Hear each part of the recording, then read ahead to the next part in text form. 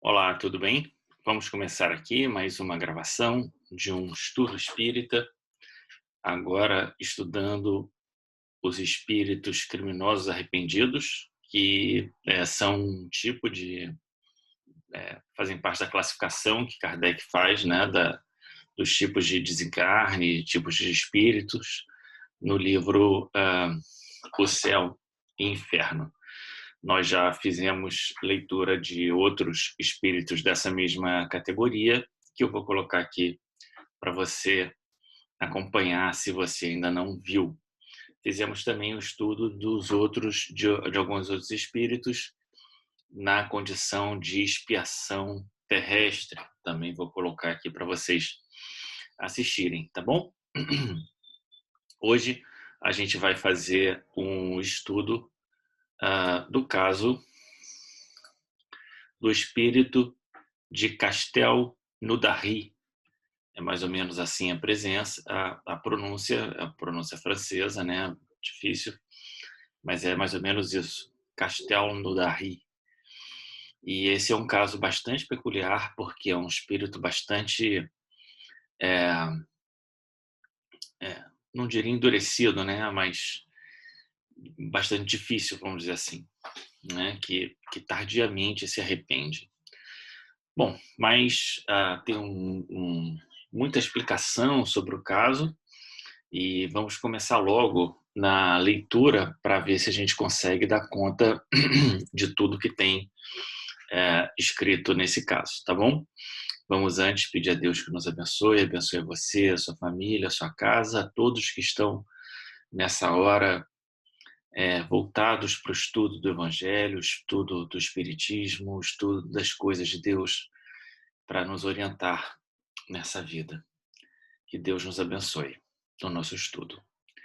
Vou compartilhar então aqui a tela com vocês para que a gente leia conjuntamente o caso então do espírito de Castel Naudary, né? Vamos ver o que a gente tem sobre esse espírito. Vamos começar a ler aqui então conjuntamente. Rumores e outras estranhas e várias manifestações ocorridas numa casinha perto de Castel Naudary faziam-na tomar por habitada de fantasmas, mal-assombrada, etc. Assim foi a dita casa exorcismada em 1848, aliás, sem resultado. O proprietário, Sr. D., pretendendo habitá-la, faleceu repentinamente alguns anos depois.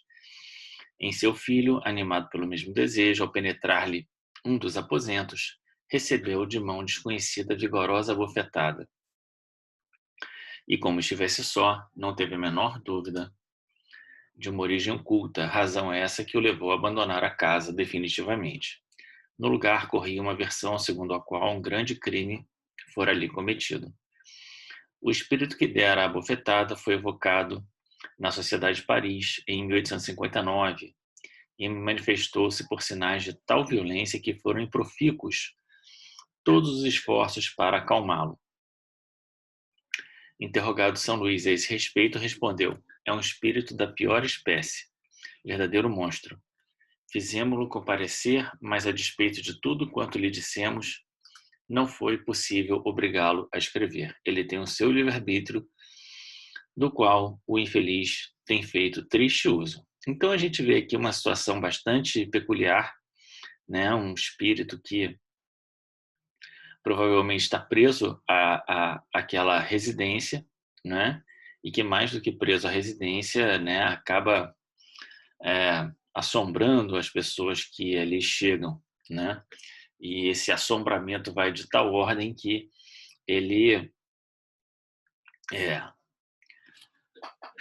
desferiu uma bofetada em uma das pessoas que foram ali morar, né? O filho do dono da casa, do novo dono, né? Então, enfim, e isso mostra que o rapaz provavelmente era um médio de efeitos físicos, né? Porque senão ele não receberia essa bofetada entre aspas, né?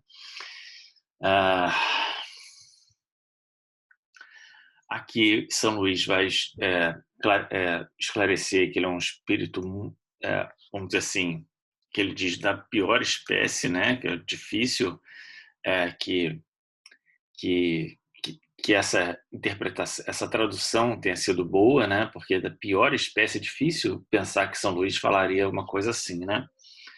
Um verdadeiro monstro até vai, né? Tentaram fazer com que ele se manifestasse, mas ele não quis de forma alguma, né?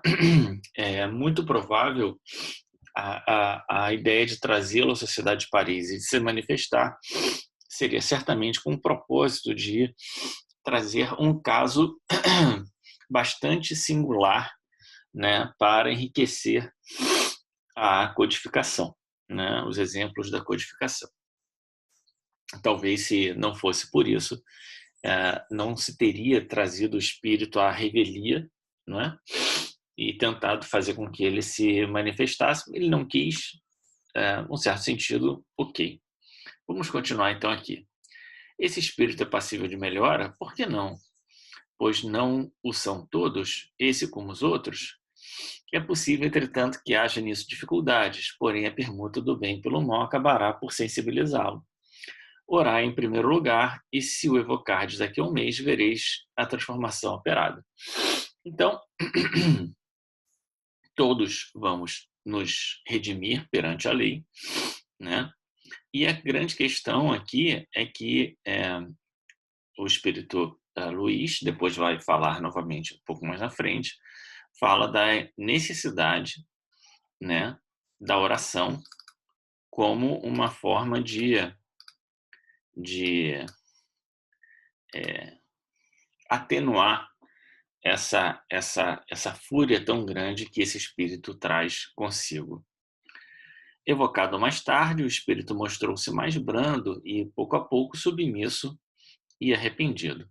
Explicações posteriores, ministradas não só por ele, mas por outros espíritos, deram resultado saber-se que em 1608, né, quer dizer, praticamente 2 séculos e meio atrás, habitando aquela casa, assassinaram o irmão por motivos de terrível ciúme, degolando-o durante o sono. Alguns anos decorridos, também assassinaram a esposa. Então, esse espírito, ele assassinou o irmão e a esposa, né, naquela casa. Seu falecimento ocorreu em 1659, né? Então a gente viu que a evocação era 1859, então exatamente 2 séculos depois da sua desencarnação. E ele já tinha 80 anos.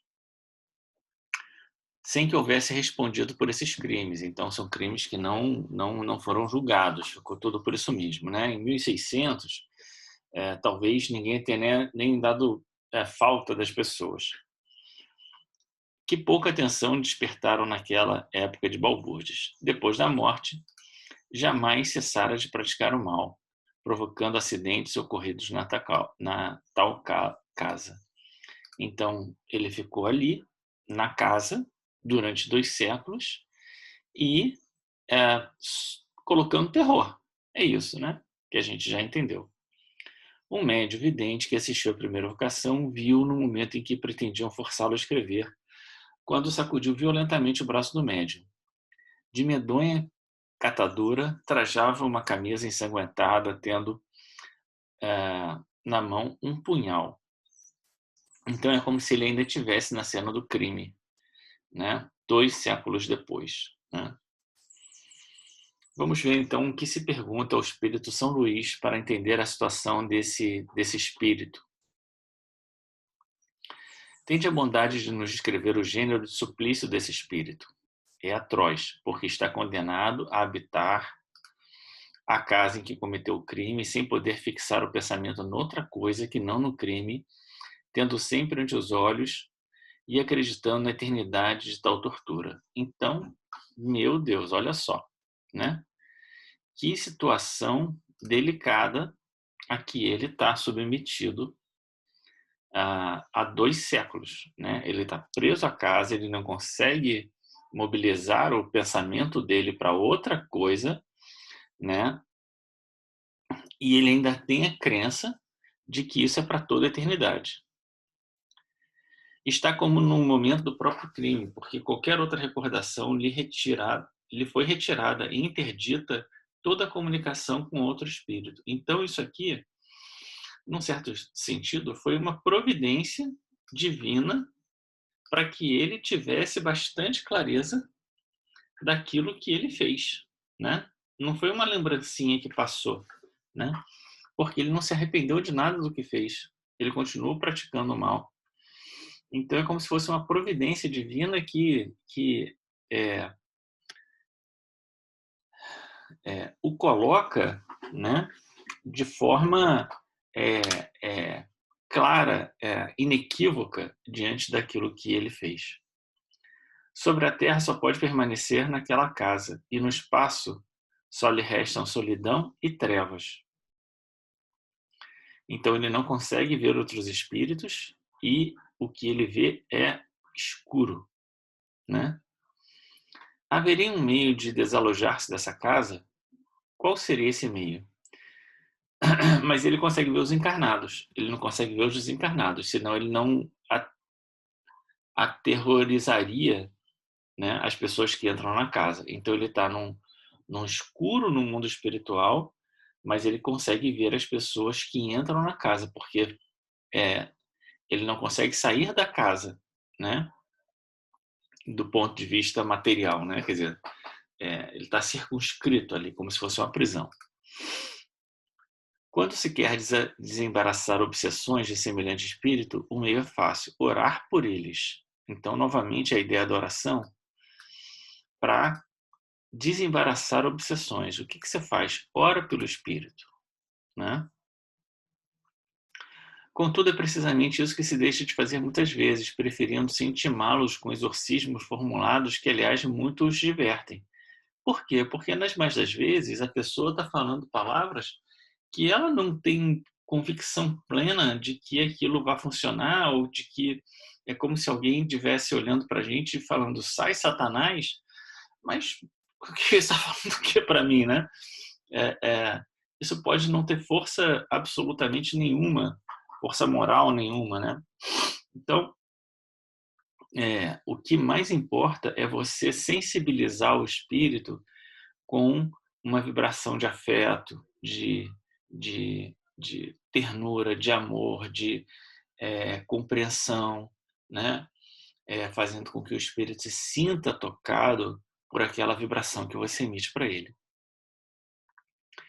Insinuando as pessoas interessadas essa ideia de orar por ele, fazendo-o também nós, conseguiríamos desalojá-lo? Sim, mas reparai que eu disse para orar e não mandar orar. É você que tem que rezar, né? E não mandar para os outros rezarem, né? Porque nas mais das vezes os outros também não rezam, né? Então acaba não tendo efeito nenhum.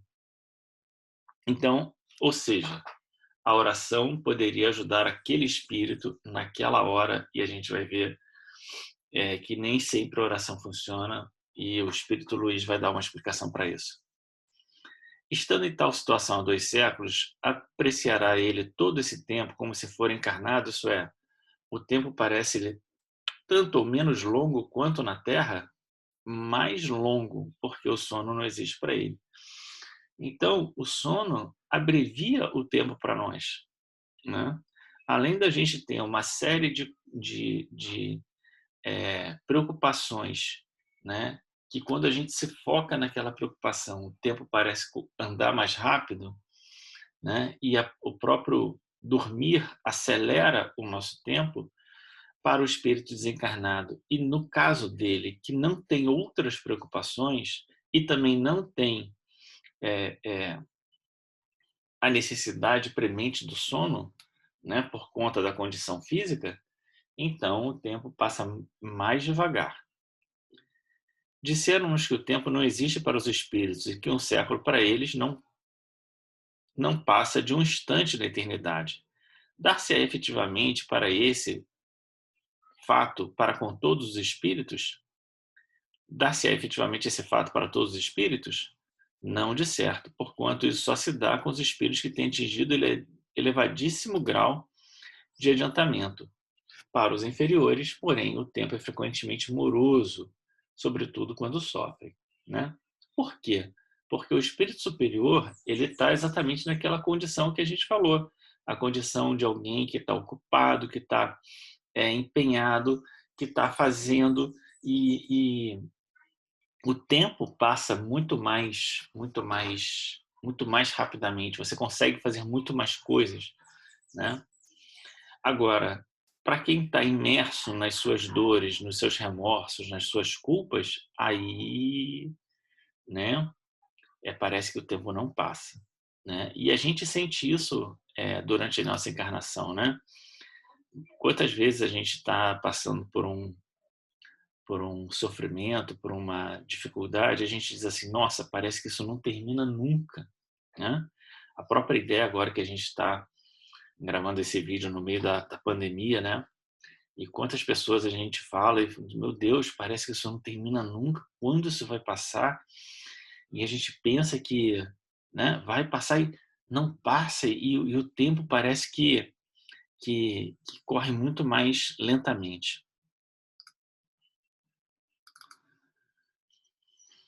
Vamos continuar então. De onde vinha esse espírito antes da sua encarnação? Tiveram uma existência em tribos das mais ferozes e selvagens e, precedentemente, em planeta inferior à Terra. Olha só que coisa curiosa, né? A gente fala tanto em, em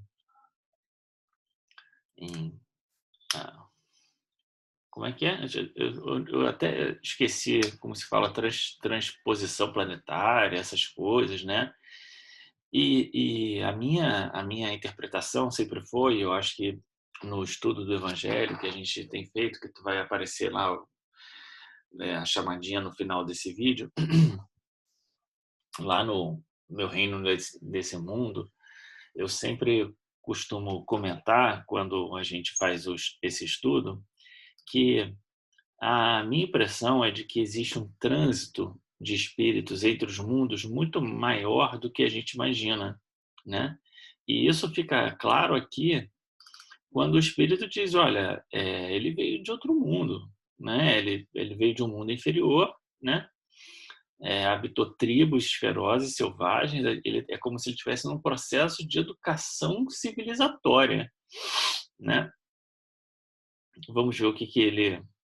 E da mesma maneira, a gente vê então que espíritos, como nesse caso, né, vindo de mundos mais atrasados, e a gente vê, e já tem relatos, né, de espíritos que foram convidados a ir habitar outros mundos. Inclusive, no caso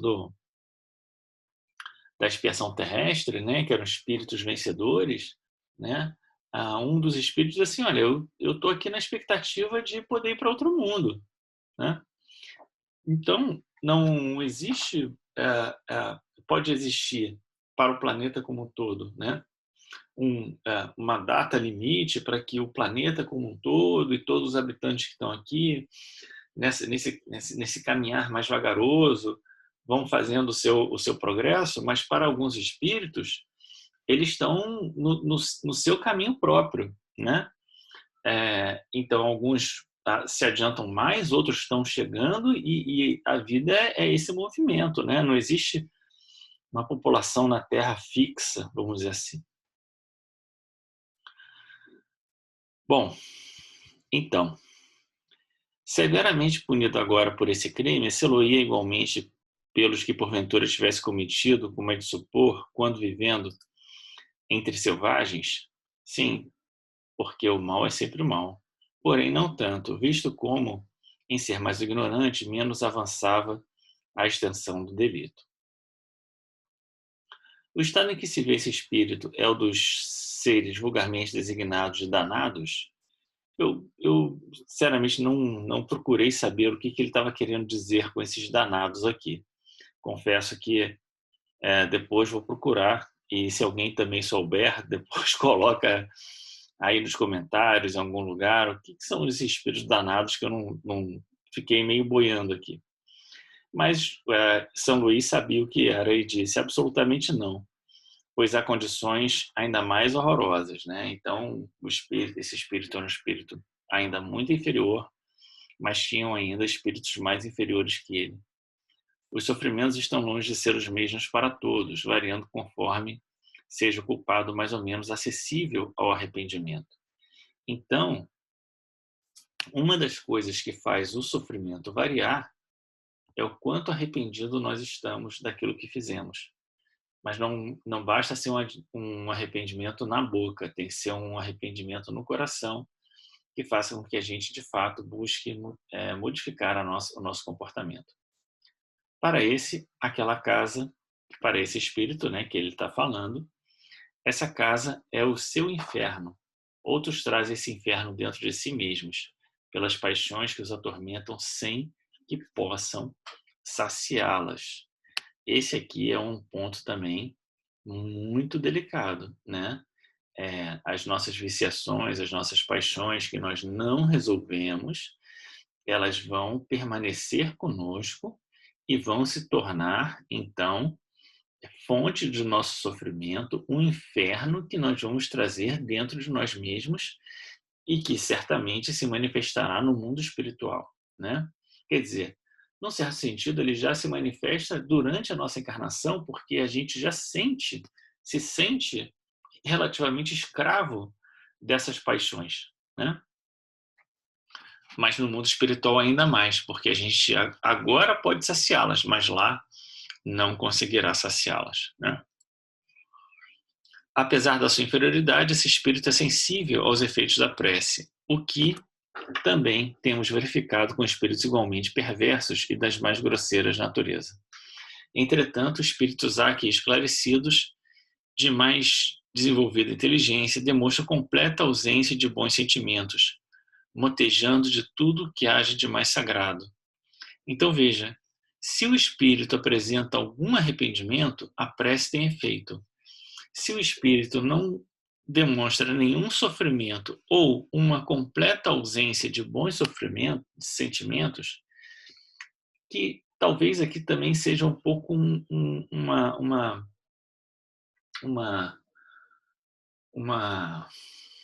uma forma dura de dizer, já que será que existe alguém que não tem nenhum bom sentimento, nenhum, zero, né?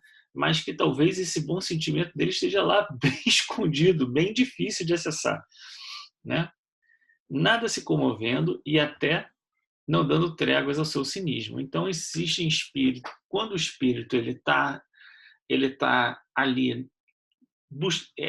se arrependendo, né? Buscando arrependimento ali, se sensibilizando para se arrepender, ele vai ser sensível à oração.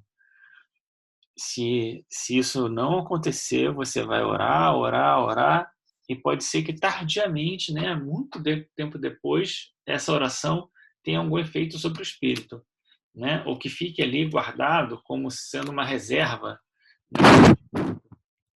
Mas enquanto ele estiver endurecido, enquanto ele estiver ali não dando tréguas ao cinismo, pelo amor de Deus, aí ele não, não, não fica sensível à oração, né?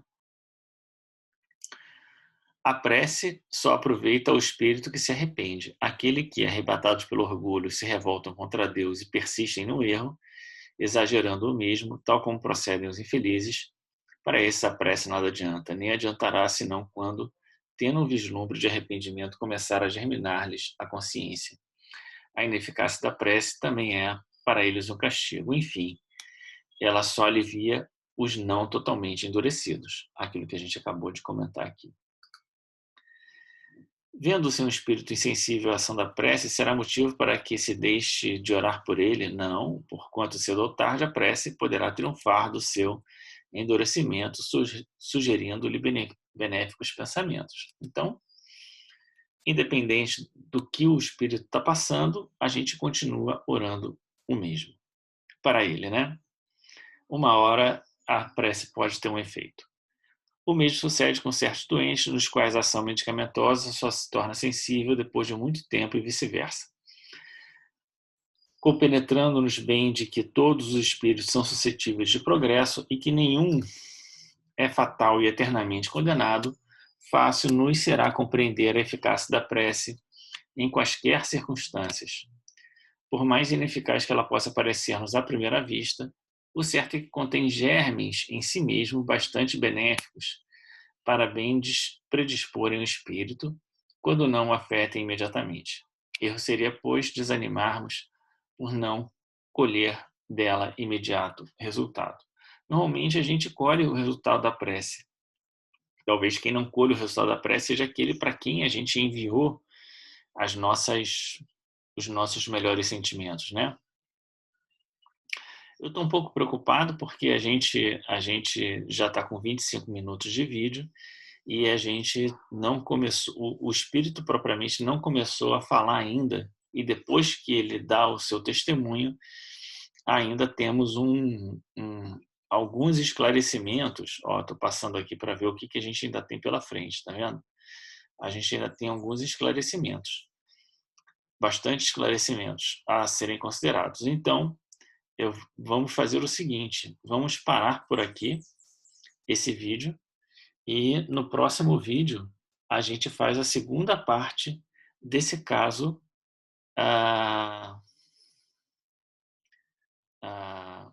para analisar, já que ele é um caso bastante extenso nos comentários que são feitos, o espírito de Castel Nudahi.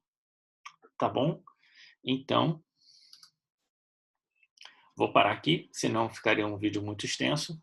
A gente faz esse vídeo em 2 partes e vou colocar aqui a chamadinha para o curso do Evangelho. Tá bom? No próximo vídeo a gente vê o relato desse espírito que ele vai nos dizer. Tá bom? Um grande abraço e até.